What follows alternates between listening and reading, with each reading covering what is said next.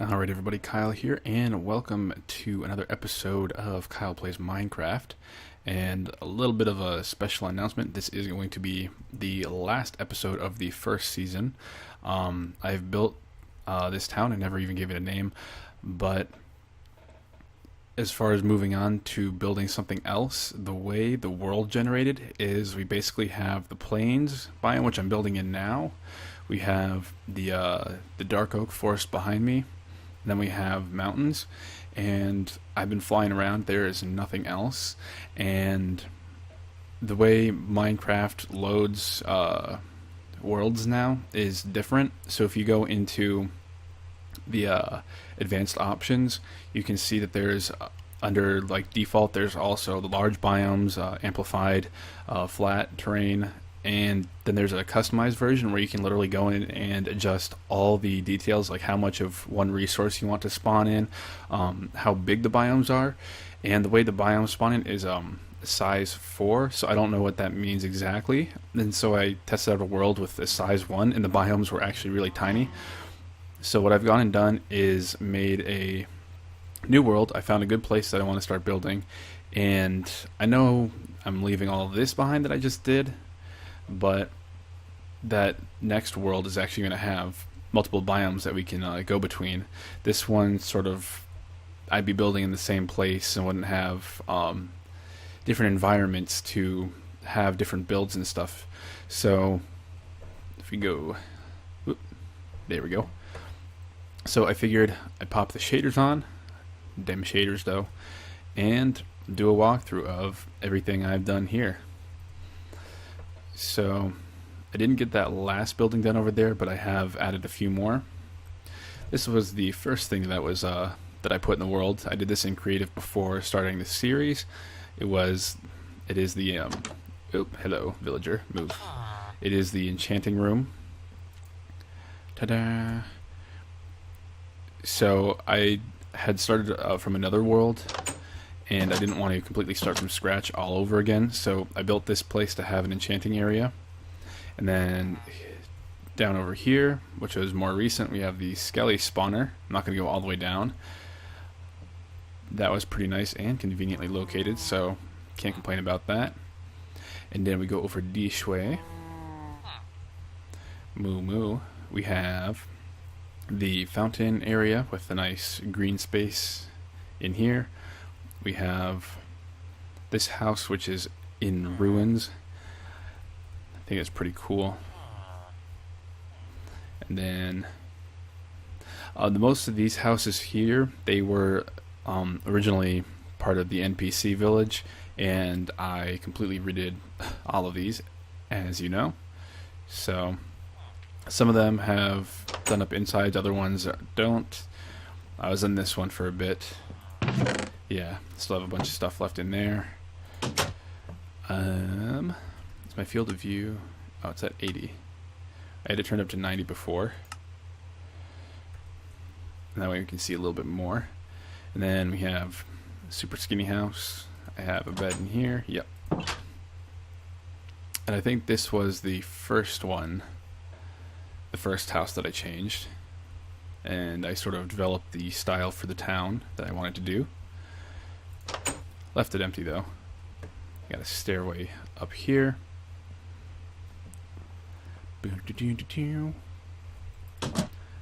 This one, I kept the inside very similar to the original house, and then I tried to keep the footprint similar, and overall it's not terribly changed, but it definitely fits the new style. Over here, this one I went with not doing all regular windows, which I think is a nice change. And then we have this one. I had a little private walkway up to the house, and then a ladder going up, and a very sort of weird unfinished roof, but from down below you can barely tell, so it works for me. And a villager ended up coming in here anyway, so they still thought it was a real house.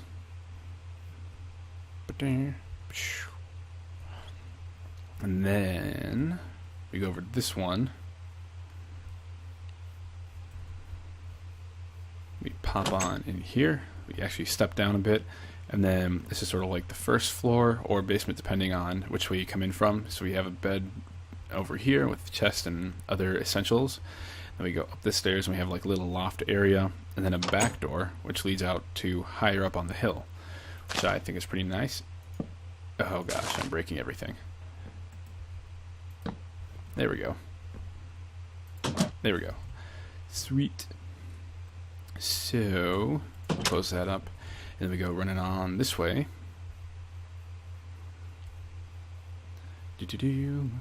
And the roads here, they're 3 wide, and I did the block, the new path block all the way through, but as I continued the roads on, I started getting more patchy like this. And so first we have the original church, which I decided not to tear down, but put it into a state of decay.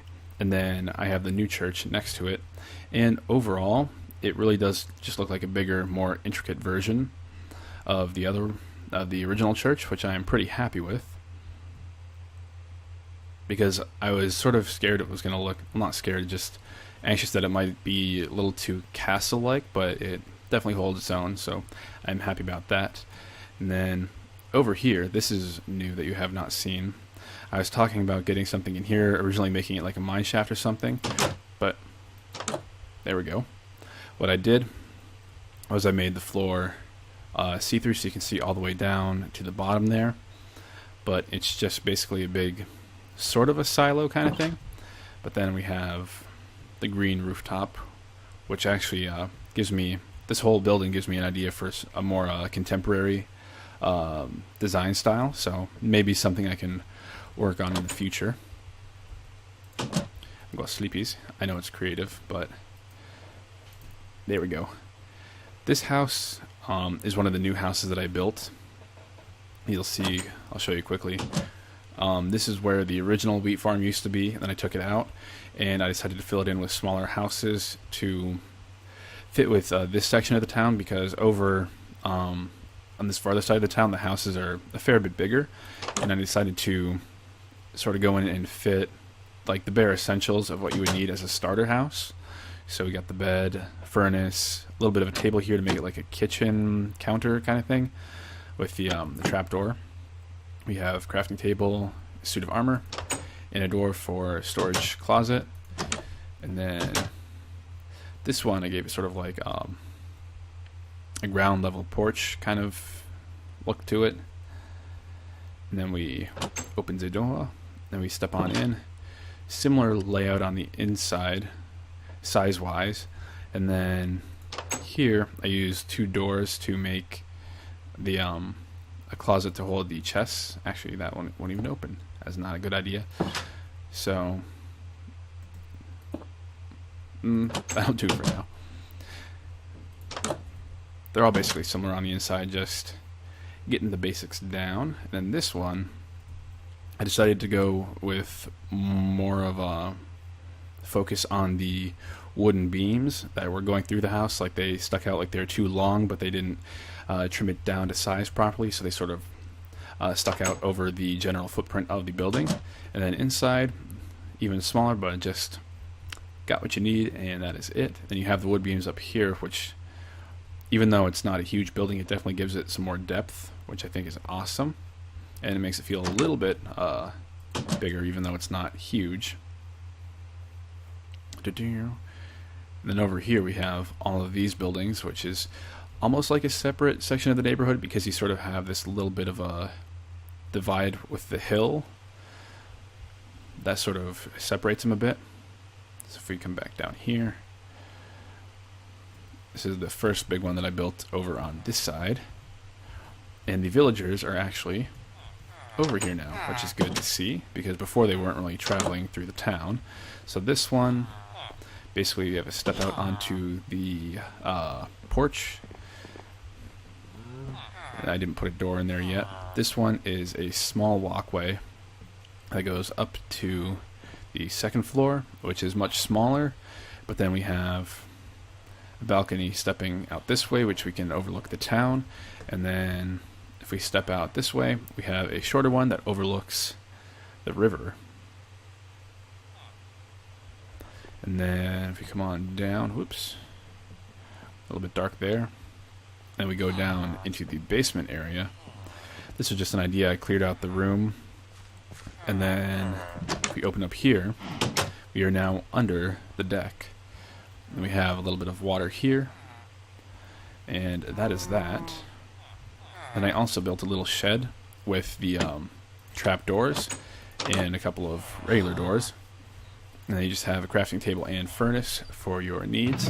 And then a few chests. And then we have the walkway coming down through here. Sort of like cut into the... I swear I keep putting blocks in here to fill that in, but yeah, well. And then it's sort of cut into the hill a bit. Then we step on up through here. That was going to be a tower, but I'm not going to worry about finishing it. This house here is a little bit more misshapen. And then for the porch, it's very loose, like sort of like scaffolding, I guess you could say. And if we step inside, didn't really worry about getting the ground done too much or anything, but we have basically just enough room for basic stuff. And then if we come up to the second floor, we can fit a bed and a couple of chests, really nothing else. So we step out onto here and we can see all of that. So the next thing is to come on down this way. Then we have this house here, which I originally wanted, not originally, I basically wanted the concept for the original house to be completely made of stone, which is very different from a lot of the other houses because it's mostly the dark oak wood. But that part of the house fell into decay, so they sort of built from the inside with what they could, and that's why you see all the wood, which is a few layers inward. So they were repairing with wood because it was easier to build with. So we step on in, a small space here. Didn't even worry about getting another floor in here. These buildings over here are more just to get the town expanded across. Then this one is a little bit closer to the regular NPC village size. Nice little window in here. So we open up, we step on in.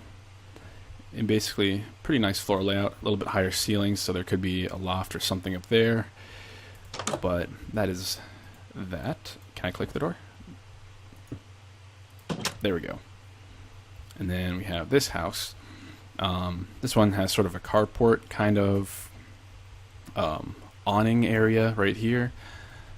I figured I'd pop that on there because I wanted each building to sort of have a unique design feature. And this one also has somewhat of a ladder shape coming up the side just for a different take on the aesthetic. Let me open up. And decent size on the inside. Shelf kind of area so you could have chests up there. And yeah. Close.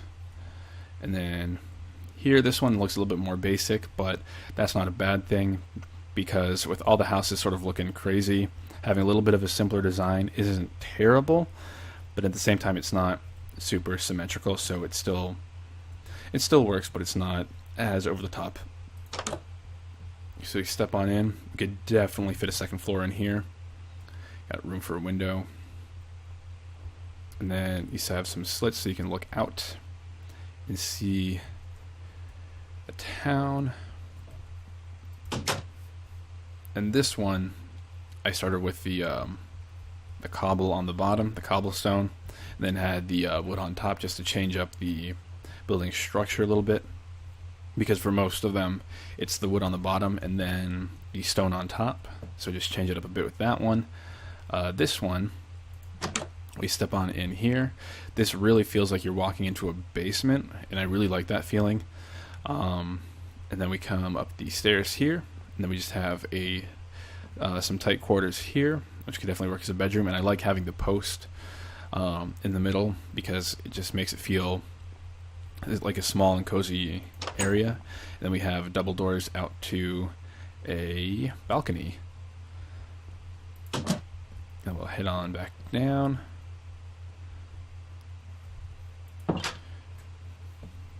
we looked at that house. And then we're back down to this section of the town, and this is what I did in the last episode. It was the all-natural tool shed. So we basically just have the basic supplies because we are getting into the agricultural section. I don't know if I looked at this house at all. Not bad. Floor space. You can definitely put a door on here and like make this a storage closet or something like that.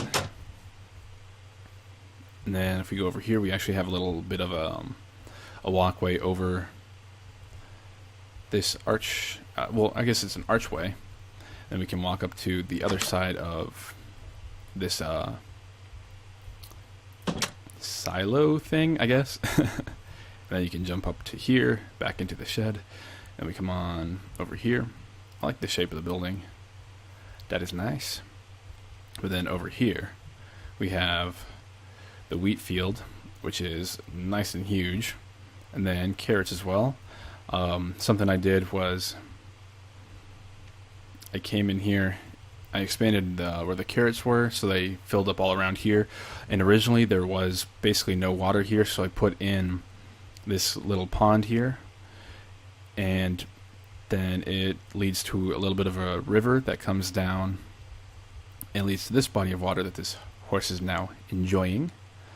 And I did this because I wanted to sort of have a natural cutoff for the farmland, because I didn't want to have just a bunch of fences or a divider up. So that way it stops the crops, and then we could continue building on the other side. And that was my phone. And then if we drop down here, we can jump up. I just put like a little shed in here as well, basically a chest in it.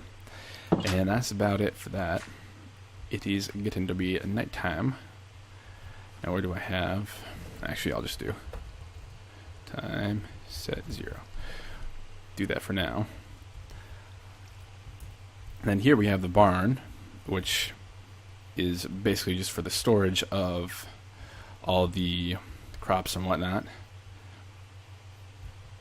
So we step on in. She's got a bunch of chests and whatnot. And then we have the second floor, which goes around. So we have this space in here that you can look down onto the main area. And then these doors here, they're open because this is sort of like the crane lift. It's an even wide building, so I couldn't put it in the middle exactly, but it's one of those pulley systems so that you can hoist things up and get them onto the second floor for storage and whatnot. And then that is as far as that goes. But let's go take a look from inside the church. It's a very gothic feel, and I'm really proud of this build. So we open up, and then in here it's a very like hidden temple kind of feel to it. So really tall ceilings, nothing really obstructing the view all the way up. And then we have the pillars going up, which really helps to give depth to the place. And with the glow of the portal, it really is an ominous feeling. And the floor is a bunch of half slabs, so it can stay dark in here without mobs spawning. And the only light is the torches that are hidden back here. So from the entrance, you can't really see it, so you just see a faint glow as you walk towards it. I don't have anything built in the nether, so we don't have any need to go in there. If we open up, we then have a ladder which will take us up to this landing, which we can then look out and see some different views of the town. Ta-da!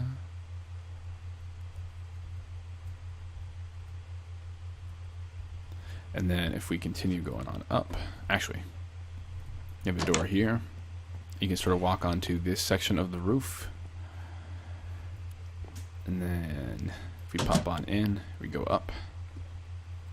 And now we are on the very top of the tower, which is a pretty nice vantage point for the whole town. which actually got pretty big. So then, yeah, I started expanding out this way to get like a coastal line, but I wanted to move on and do something different. But then, like I was saying before, it was all the same biomes, so it didn't really give me that opportunity, which is why we're moving on to a new world. This was just a walkway that I made at the very beginning to go down to my mine shaft, but then I found a, what's the word? An actual mine shaft that generated in the game. So that was leading off of the Skelly spawner. But yeah, that is going to do it for this town. And we'll be moving on. I actually haven't gotten a top-down view yet, so this will be cool. Let me up the render distance to 10, just so we can get more in here. Yeah, so that's a decent size, but oh, now we get the shadows in. That's nice. So this can also be a good screenshot for the thumbnail. So this will be the end of season 1, I guess, and then season 2 will be starting in a whole new world, and I'm not sure what the build style is going to be exactly, but I have a good location picked out that I want to start at. I'm not going to get into details about that just yet, but that's going to do it for this episode and this season. So thank you everybody for watching, and stay tuned for season number 2.